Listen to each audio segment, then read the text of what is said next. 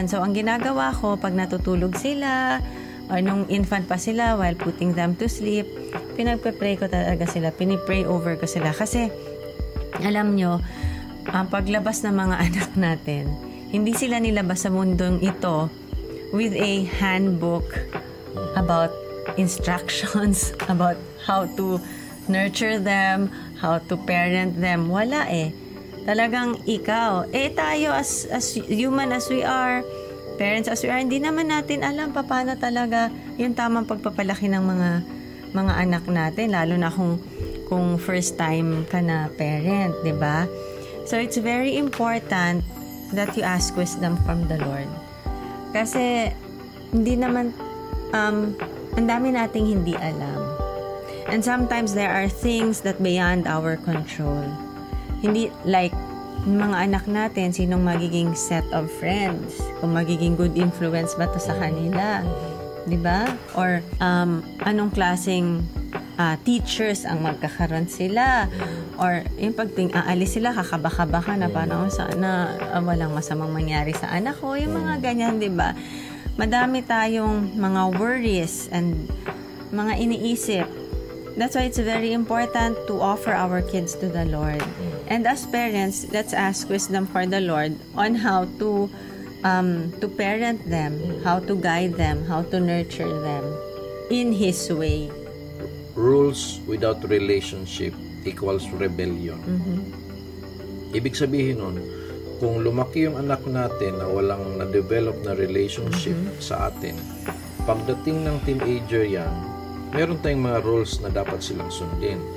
Huwag kayong pumunta na lang anak, huwag delikado yung lugar na yan, or huwag na lang kayong lumabas. Pero kung wala kang na-develop na relationship, pwedeng magkaroon ng rebellion dahil ang para sa anak mo, wala ka naman nung bata pa ako eh. Wala. Hindi mo naman ako napasaya nung bata pa ako. Ngayon, gusto ko lang namang magsaya. Instead na you're making the rules for their protection, pero ang ending, akala niya, pinipigilan mong maging masaya sila. Siya, yeah. Pero kung nabigyan mo ng relationship, ibig sabihin, nung bata pa siya, you were there. Diba? Love is, the spelling of love is T-I-M-E. Time. So, pag nilalaro mo sila, sinasakyan ka nila sa likod, kinakausap mo, pinapasyal mo, kinakausap mo, so nagiging best friend kayo ng mga anak nyo. Yung memories na yon is forever nandyan. So pagdating ng panahon na huwag ka na lang muna sumama dyan. So darating ang panahon, bibigay ka ng rules. Kung maganda yung relationship niyo, tatanggapin niya yun ng maluwag sa damdamin. Yes. Dahil ang memory naman niya is andyan ka naman. Yes. You are my best friend ever since. Yes. And alam niya, para lang yun sa kanyang kabutihan. And He will respect those rules. Your children will respect those rules. Hindi nila yun iti-take against you. They will respect that and they will follow it wholeheartedly. Hindi yung malungkot sila o galit sila. Hindi. Kahit 0 age pa yung anak mo, kahit 1 month old pa yun, no? Ang isipin yung age is yung teenage years niya. Don't think of teenage issues kung teenager na siya. Yes. Think of teenage issues nung baby pa sila, kasi i-prepare mo yung relationship ninyo para pag teenager na, hindi na masyadong mahirap for you as a parent. Yeah, because you already created a relationship with your children. Naka-embed na yun sa kanilang mind and sa kanilang hearts. Na may maganda ang relationship ko sa parents ko. We respect each other. Diba? We respect each other's differences. So, pag nagbigay ka ng rules sa mga anak mo, talagang siguradong re-respetuhin nila at susundin nila yung rules na binigay nyo. Hindi nila siya ite-take as parusa. So, less likely na magre-rebelde sila. Kasi ang lumang style ng parenting is it's more on authoritative. Yes. Makinig ka, ako ang magulang mo. Oo, bawal ka magsalita. Oo. Wala kang karapatang magsalita kasi anak lang kita. Ako ang magulang mo. Mama.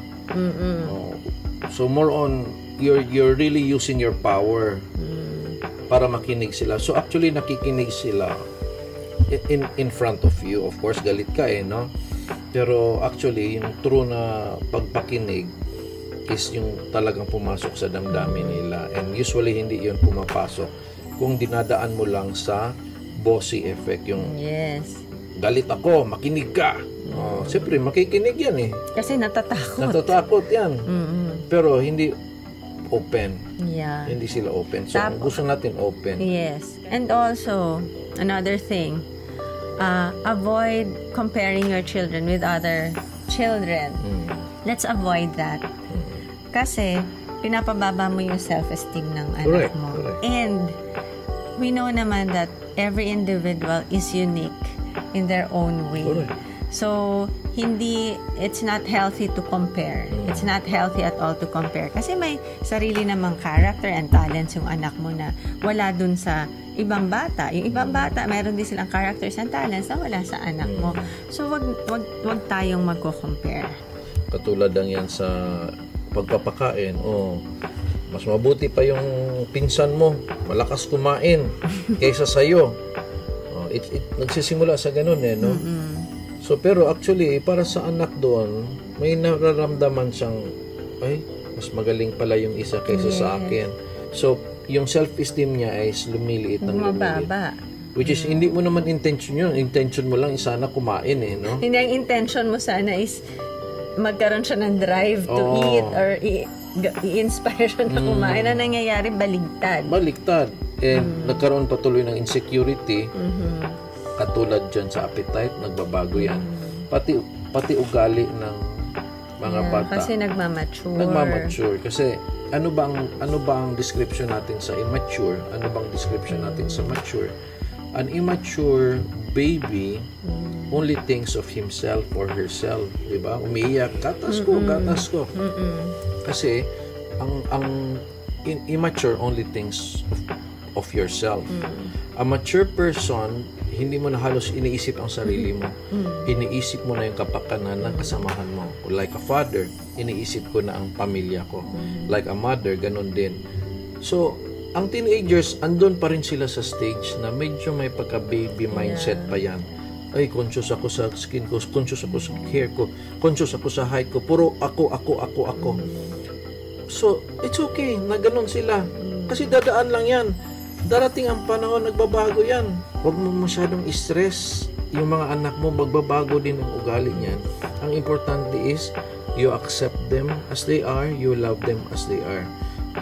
I always say na, ang role natin is to accept and love them because God has His own ways of improving them.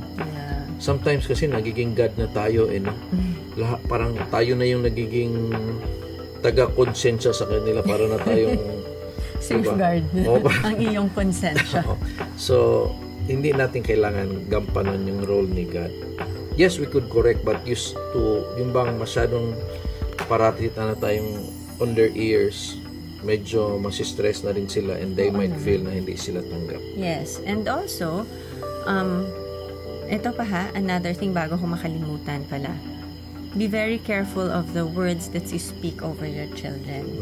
Because our words are very powerful. Once we speak them, we give life to them. So, ano bang sinasabi nyo sa mga anak nyo? Ina-appreciate nyo ba sila?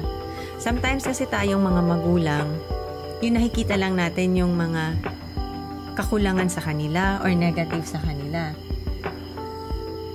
Excuse me na naman po. Ito, ang daming distractions. Be very careful of the words that you speak over your children. Instead of focusing on the negative things, focus on their strengths. Focus on the positive things sa children natin. And then, speak that so that kung ano kasi sinasabi natin, we give life to it. So, ano ba sinasabi mo sa mga anak mo? Diba? Kung sasabihin mo na, I'm so proud of you, anak. You are a blessing to this family. Pag ganyan ang ganyan yung mga sinasabi mo, kahit may kapalpakan pa sila, hindi nila didibdibin yung mga kapalpakan nila. Kasi alam nila na, syempre lahat naman tayo nagkakamali. Pero once you tell them that that's okay. You were created in the image and likeness of God. You are His special child. We are so proud of you. We believe in you. We know you can do it. Pag mga puro ganyan yung mga sasabihin mo sa anak niya, nabuboost nyo yung kanilang self-esteem, and syempre sila mismo, they will feel good about themselves.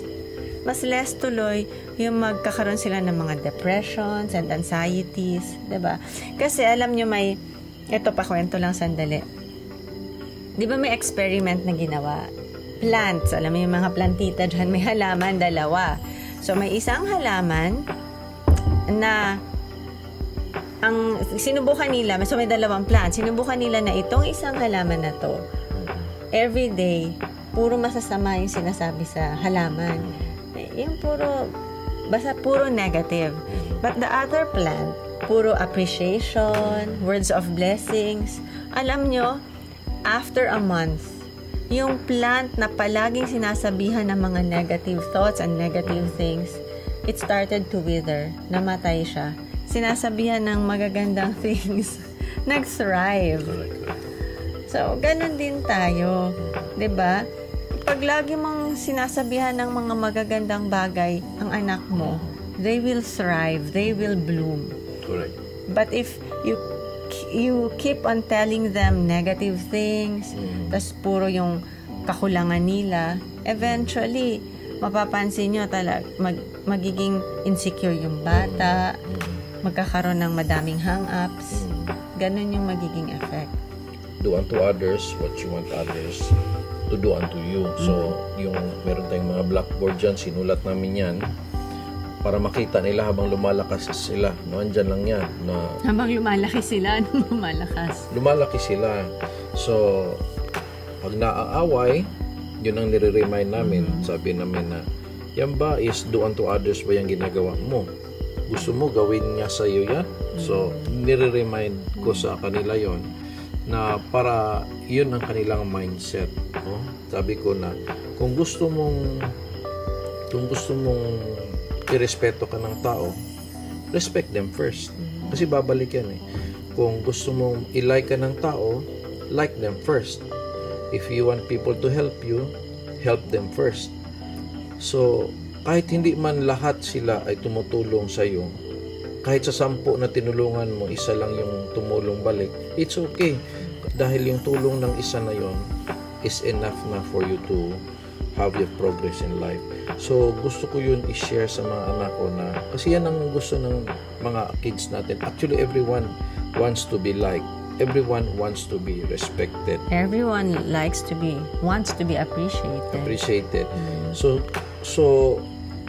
yung iba kasi, akala nila pag maganda yung damit nila or branded yung mga shoes nila, branded ang bag nila, so ilalove na sila ng community. They get value from material things. Diba? Hindi nila alam na it's your character that matters. Yeah, so ang mas nila kung kunyari ikaw nag-show ka ng like sa iyong classmates. So, kung kunyari yung classmate mo simple lang pero kinakausap mo, so eventually they will like you back. Yes. Kung ang ganda ng hair clip mo ikaw yung nag-appreciate, so she will like you back kasi nga nag-appreciate ka eh. So ang ending, kahit hindi branded yung mga damit mo, ikaw yung pinaka-popular sa classroom mo o sa school mo kasi ikaw yung unang nagbigay ng interest. Ikaw yung unang nagbigay ng respeto. Ikaw yung unang tumulong. So, bumabalik yan sa iyo. And I do believe that's the key for life actually. And that's why tinuturo na namin as early as now na yun ang key. If you want to be respected in the school, if you want to be liked in school, like them first. Yeah. Respect them first. Help them first. Hindi tayo na dapat branded or anything. Yeah. No. I-focus on mauna kang yes. magrespeto, mauna kang tumulong. Yeah. It's how you treat other people that really matters. Because your surrounding is the mirror of you. Yeah. Kung may nagsasabing, hate man ako ng mga tao dito, they hate me, they don't like me, I wanna ask the question, baka ikaw siguro, hindi mo sila like, hindi mo sila nire-respect, hindi ka nagsushow ng interes sa kanila.